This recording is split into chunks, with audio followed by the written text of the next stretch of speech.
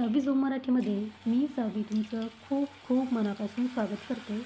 आज आपण खमंग, कुरकुरे आणि अजिबात लाल न होणारे, मार्केटपेक्षाही भारी घरच्या घरी बटाट्याचे वेफर्स कसे करायचे याची अगदी सोपी रेसिपी पाहतोय.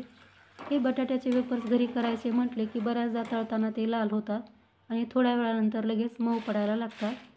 तर असं होऊ नये म्हणून हा व्हिडिओ बनवताना मी खूप साऱ्या टिप्स देखील सांगितलेल्या आहेत, ज्यामुळे तुमचे वेफर्स पहिल्याच प्रयत्नामध्ये अगदी परफेक्ट बनतील. तर हे वेफर्स कसे बनवले हे पाहण्यासाठी व्हिडिओ कुठे स्किप न करता अगदी शेवटपर्यंत पहा.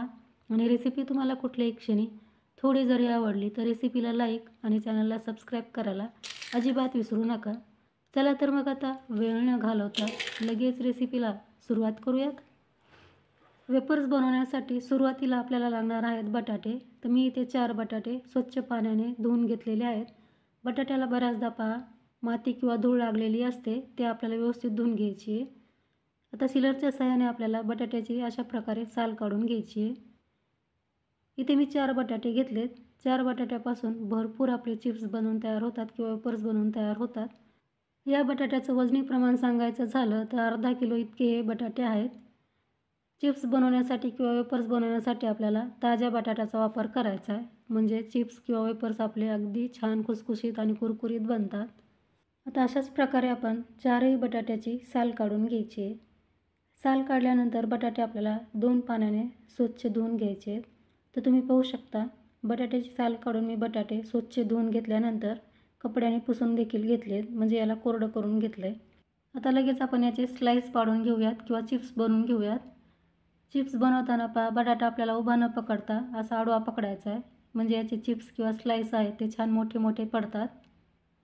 बटाटा आपल्याला असा पुढं केल्यानंतर परत उचलून मागं ठेवायचा आहे, म्हणजे चिप्स आपले एकसारखे मोठे मोठे पडतात. तुम्ही जर घासून असा मागं बटाटा घेतला तर चिप्सचे थोडेसे तुकडे होऊ शकतात. असे मोठे मोठे गोल चिप्स याचे तयार होणार नाहीत. तुम्ही पाहू शकता खूप मस्त पातळ याचे चिप्स तयार होतात किंवा स्लाईस तयार होत आहेत.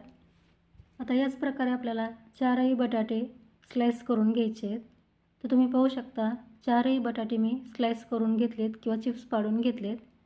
आता यामध्ये आपल्याला भरपूर पाणी घालायचं आहे आणि 2-3 पाण्याने हे स्लाईस किंवा चिप्स आपल्याला स्वच्छ धुवून घ्यायचे आहेत, जेणेकरून यातलं स्टार्च आहे ते पूर्णपणे वेगळं होईल.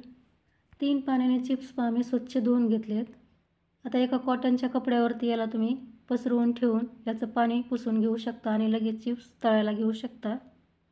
पण मी इथे एक स्टेप एक्स्ट्रा करणार आहे, जेणेकरून आपले तळल्यानंतर चिप्स अजिबात लाल होणार नाहीत आणि मऊ देखील पडणार नाहीत.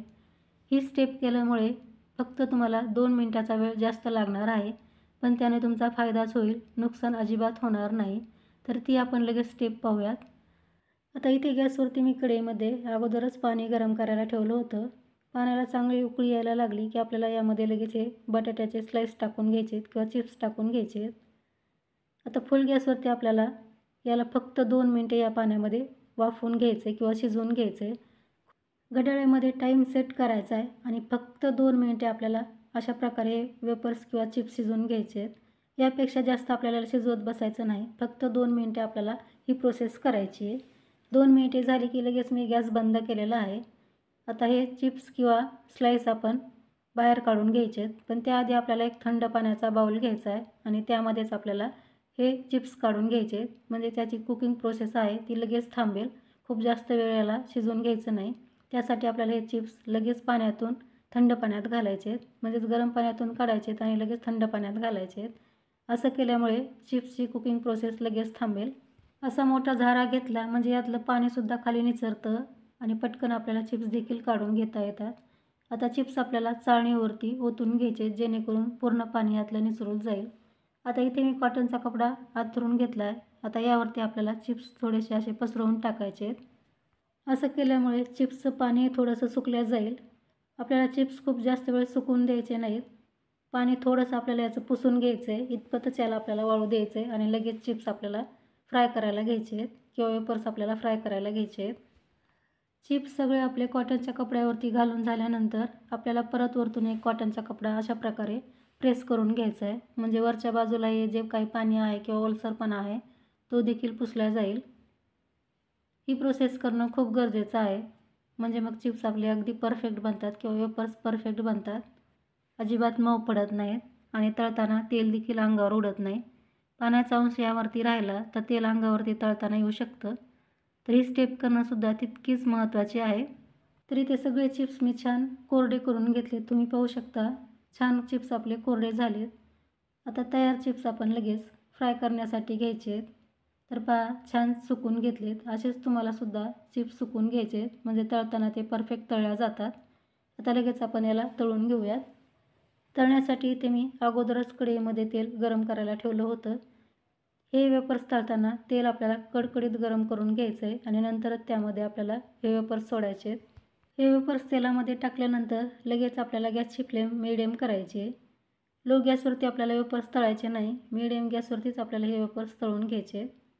आता आलटपलट करून आपल्याला मस्त कुरकुरीत होईपर्यंत हे वेफर्स तळून घ्यायचे आहेत. तुम्ही पाहू शकता खूप मस्त आपले वेफर्स तयार झालेत. वेफर्स छान कुरकुरीत तळले की तेलाचे बबल्स पूर्णपणे थांबतात. तेव्हा समजायचं वेफर्स आपले परफेक्ट तळलेत आणि लगेच बाहेर काढून घ्यायचे. आता आणखी एक बॅच मी तुम्हाला वेफर्सची तळून दाखवते म्हणजे तुम्हाला परफेक्ट पहिल्याच प्रयत्नामध्ये हे बटाट्याचे वेफर्स बनवता येतील. कढईमध्ये एका वेळेला जेवढे वेफर्स बसतील तेवढेच आपल्याला यामध्ये टाकायचे आहेत. खूप जास्त वेफर्स एकाच वेळेला कढईमध्ये टाकायचे नाही. आणि हे वेफर्स तळताना कुठेही गॅसची फ्लेम हाय ठेवायची नाही. तेल चांगलं गरम करून घ्यायचं आणि फ्लेम आपल्याला मिडियम करायची आणि मिडियम गॅसवरती हे वेफर्स छान कुरकुरीत होईपर्यंत तळून घ्यायचे आहेत. तर तुम्ही पाहू शकता हे देखील वेफर्स आपले खूप छान तळलेले आहेत. मस्त पांढरे शुभ्र तयार झालेत. अजिबात आपले हे वेफर्स लाल झालेले नाहीत आणि अगदी खमंग तळलेले आहेत. मस्त कुरकुरीत झालेत. आता राहिलेले वेफर्ससुद्धा आपल्याला अशाच प्रकारे तळून घ्यायचे आहेत.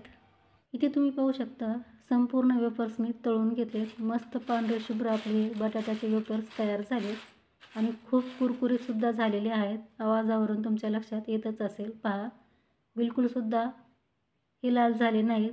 अगदी मस्त याला पांढरा शुभ्र असा रंग आलेला आहे.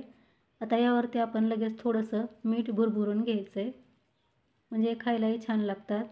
आता यावरती मी थोडंसं लाल तिखटसुद्धा भुरभुरून घेणार आहे म्हणजे याला चवीलाही छान लागतात. तुम्ही जर हे वेफर्स फक्त लहान मुलासाठी बनवत असाल तर लाल तिखट यावरती नाही घातलं तरीसुद्धा चालणार आहे. आता हे आपल्याला व्यवस्थित मिक्स करून घ्यायचं आहे. अशा पद्धतीने आपल्याला हे वेफर्स हलवून घ्यायचे आहेत किंवा टॉस करून घ्यायचे आहेत म्हणजे याला मीठ आणि लाल तिखट सगळीकडे छान लागलं जातं. तर पहा खूप सुंदर आपले वेफर्स तयार झालेत. एकदम कुरकुरीत.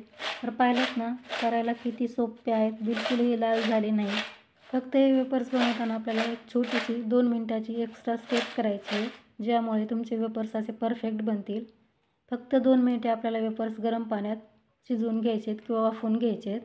मग असे परफेक्ट कुरकुरीत आणि अजिबात लाल न होणारे तुमचे वेफर्स तयार होतील. तर ट्राय करून पहा ह्या पद्धतीने आणि कसे झाले हे मला कमेंट्समध्ये नक्की सांगा. रेसिपी तुम्ही कुठून पाहता हे सुद्धा मला कमेंट्समध्ये सांगत जा म्हणजे मला कळेल की माझी रेसिपी कुठपर्यंत पोहोचली आहे. तर ट्राय करून पहा आणि रेसिपी तुम्हाला आवडली असेल तर रेसिपीला लाईक करा, शेअर करा. चॅनलवरती तुम्ही पहिल्यांदाच आला असाल तर आपल्या सावेज होम मराठीला सबस्क्राईब करून समोरील बेल आयकॉनलासुद्धा क्लिक करायला विसरू नका म्हणजे मग जेव्हा कधी मी नवीन रेसिपी अपलोड करेन त्याचं नोटिफिकेशन तुम्हाला सर्वात अगोदर मिळेल आणि प्रत्येक रेसिपी तुम्हाला सर्वात आधी पाहायलाही मिळेल.